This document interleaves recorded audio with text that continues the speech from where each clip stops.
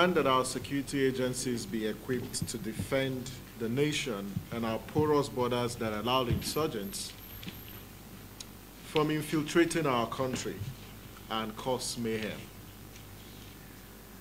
We also demand that there should be transparency in the procurement of military equipment and hardware. We also demand that a ban should be placed on the pillage of natural resources under the guise of security vote. The electoral process at the federal and at the subnational level needs to be free of political manipulation. And we urge that the Independent National Electoral Commission not only exercise or assert its independence, but must also uphold transparency and accountability in the management of elections. We call for strict supervision and effective sanctioning within all the, we call for strict supervision and sanctions needed in conjunction with pressure from grassroots and respectable candidates with high personal integrity and moral standing.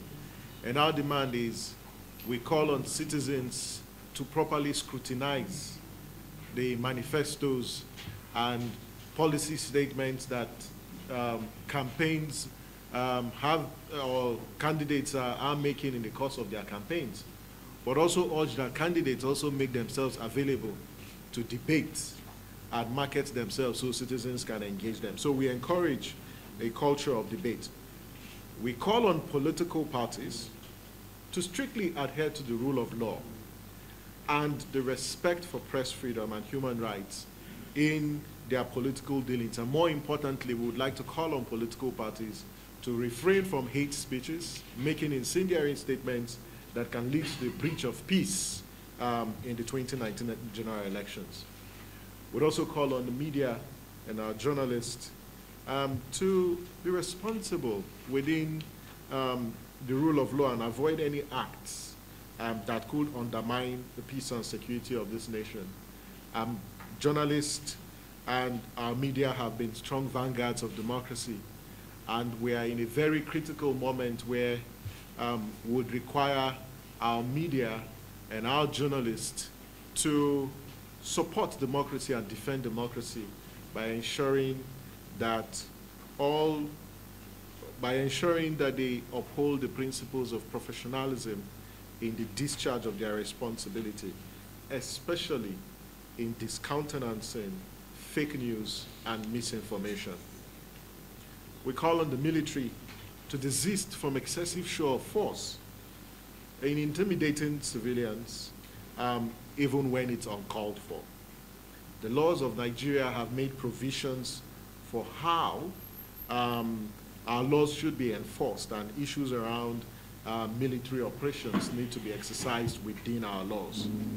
We call on oversight institutions like the National Assembly and the relevant committees in the National Assembly to provide oversight on the conduct of military across the country. We call on the President to reveal the findings of the Presidential Investigative Panel established in 2017 to investigate the allegations of non-compliance with human rights obligations and rules of engagement by the Nigerian military in the management of local conflicts and insurgency, not just in the northeastern part of the country, but in different parts of the country. We'd also like to call on the National Assembly and anti-corruption agencies to live up to expectation and rise above political considerations and defend Nigeria and our democracy, and ensuring that they use all their powers to demand that perpetrators of corrupt practices are brought to book, whilst guaranteeing adequate protection for whistleblowers and Nigerians who expose corruption. We call on well-meaning Nigerians to support and sustain the work of civil society in the defense of democracy, the rule of law, social justice, and equity.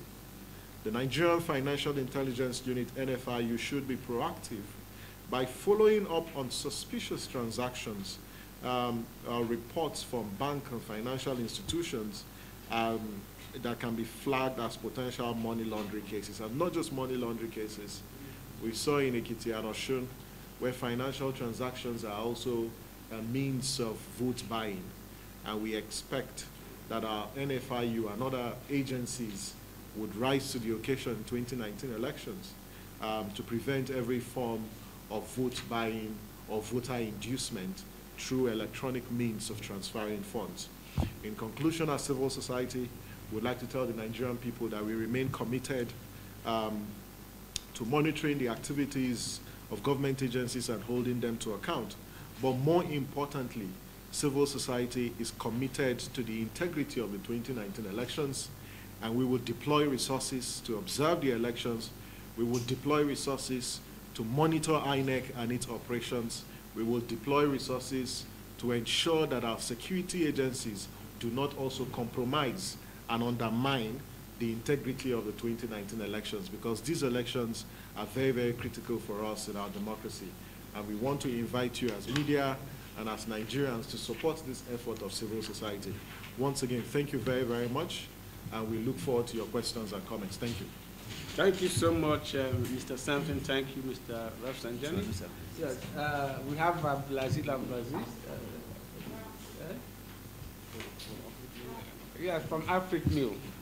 Thank you. So.